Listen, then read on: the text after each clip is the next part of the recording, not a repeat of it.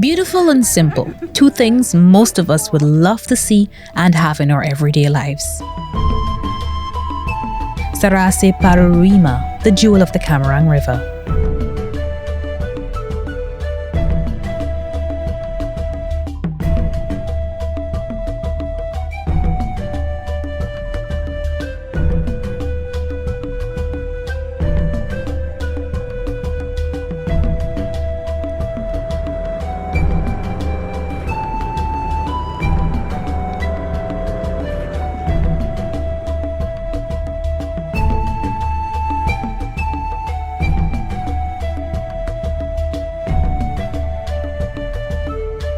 Open yards, low-cut lawns, fresh air with every breath, these are all normal things here.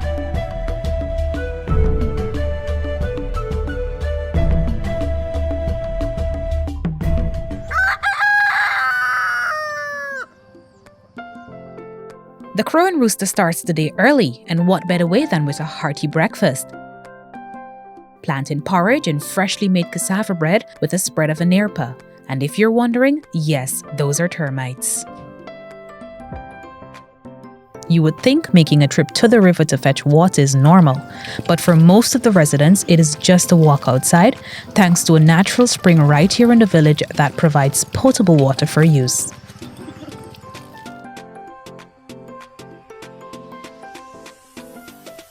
Although mostly sunny so far, keeping track of the weather is very important for villagers and even more when traveling here. Yes, this is Paruima Hydromet Station. I work with the Ministry of Agriculture under the Hydromet Department. Every morning I come here to take measurements from the various instruments that are placed here at the station. This is important when it comes to agriculture because the farmers need to know about the rainfall and the sunshine and all of those. It's also important because the rainfall also affect the airstrip.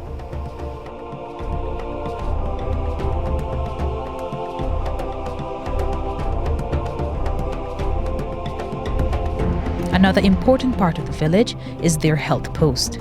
Shondell Thomas has been a healthcare worker in Paruima for more than 4 years.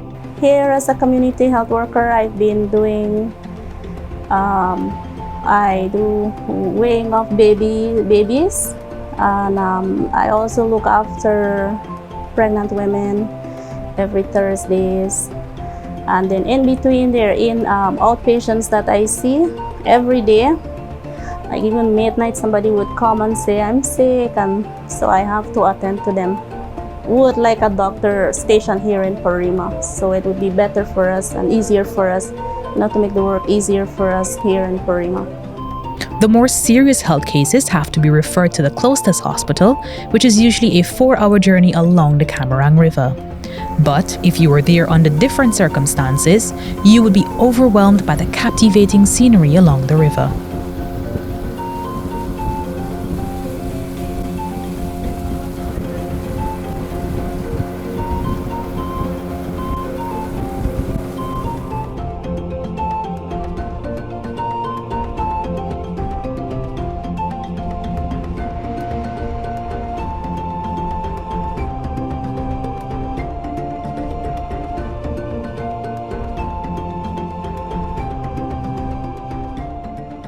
Fishing is something that is typically done along the riverbanks and creeks.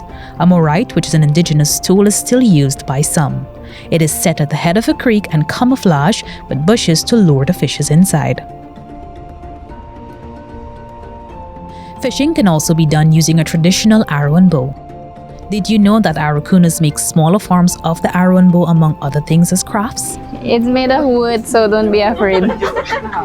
The huntsmen use them on the little creatures, not the deer or not the bigger creatures. The headdress is possibly the most recognizable symbol of the Amerindian peoples. It is made from manari, a special vine, mokro. These, if you It usually shows when you're of a special, for example, a chief has symbols. So once there are beads on, it shows that you're one of a member of the chief's family. Okay. And this special rain stick. Okay. What is It's called the rain stick.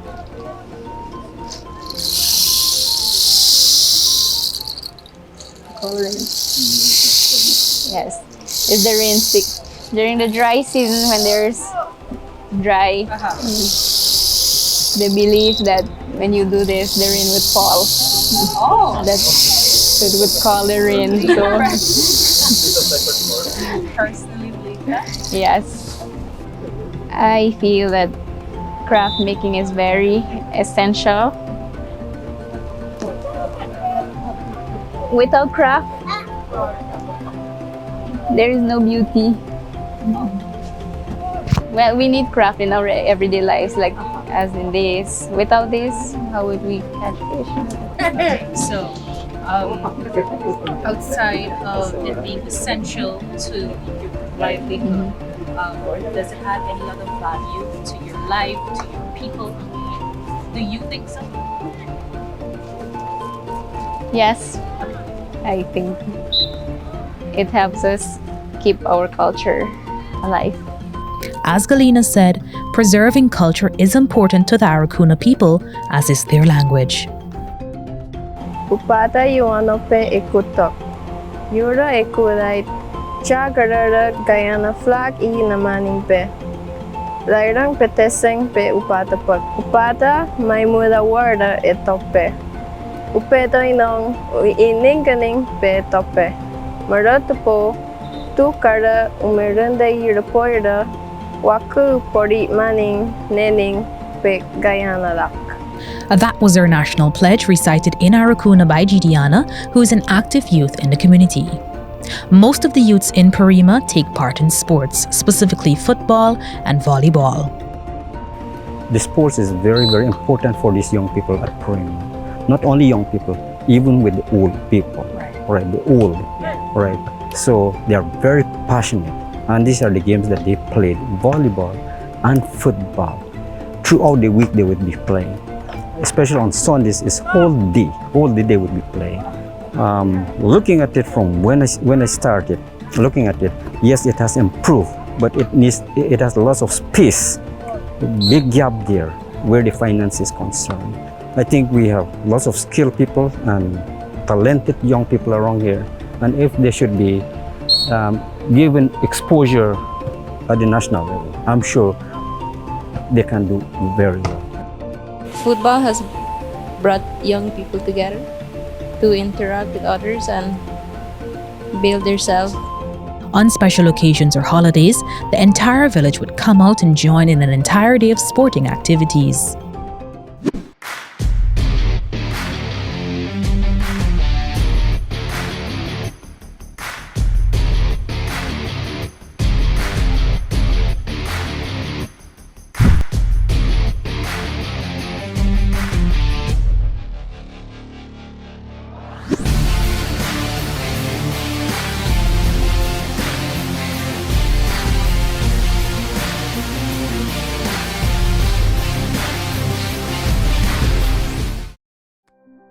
Like sports, the church also unites the people. Established in 1930, the Seventh-day Adventist Church offers a place for anyone to seek guidance, protection, and blessings. It is benefit to all community members because it is teaching a lot of things from what we were living before. We were living in not moral behavior, but now it's moral, where people can share friendship and other good things. So in our community, people are living peacefully now. So it's a great benefit to our community members. In 1984, the church suffered a heavy hit from a gust of wind which caused it to collapse. It was then redesigned to the building you see today. Mr. Lee Williams, former Tushao and current Member of Parliament, is a respected individual of the village. Before I became the Member of Parliament, I was once a villager and also a village leader. The village has a way of developing themselves in a self-help activities. We don't depend on the government solely, but we do our activities. That's how we develop.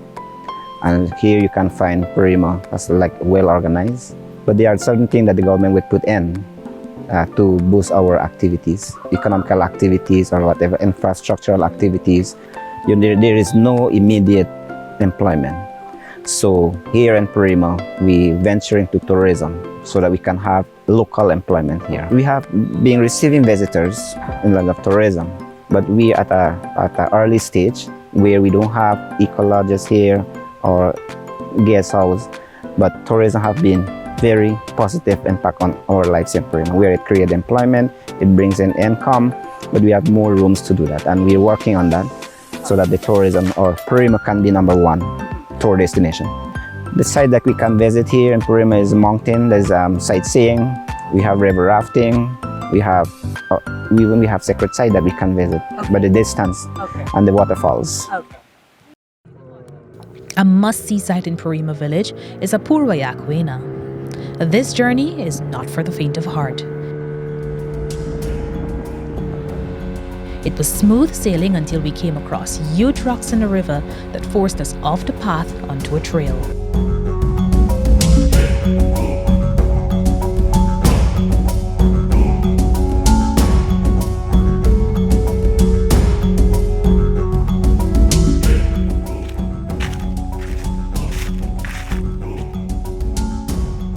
After a demanding hike around, we made it to the other side.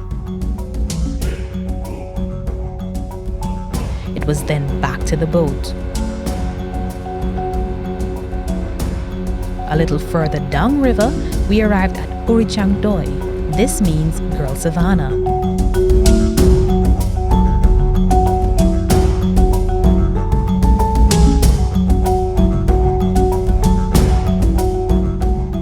The name was given to the savannah after the disappearance of a young girl. She was last seen playing at the riverside. This sad tale is one of the village's folklore. Back to our journey, Paruima is now within reach. Into the final trail we go, faced with narrow pathways and loose ground. One wrong step could be disastrous. Nevertheless, our resilience is worthwhile. Paruima awaits.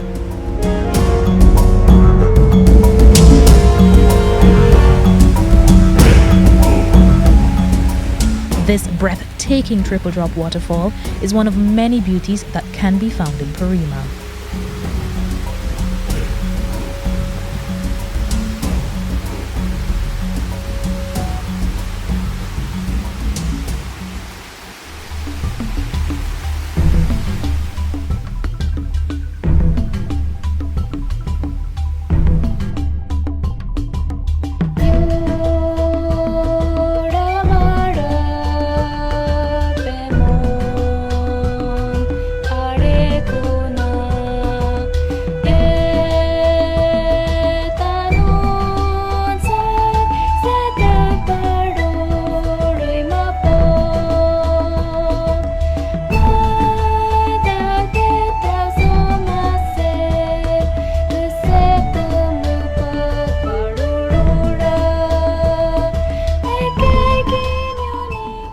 After this amazing journey, it is obvious to see why Paruima is considered by us the jewel of the Cameroon. Beautiful and simple, the way life should be.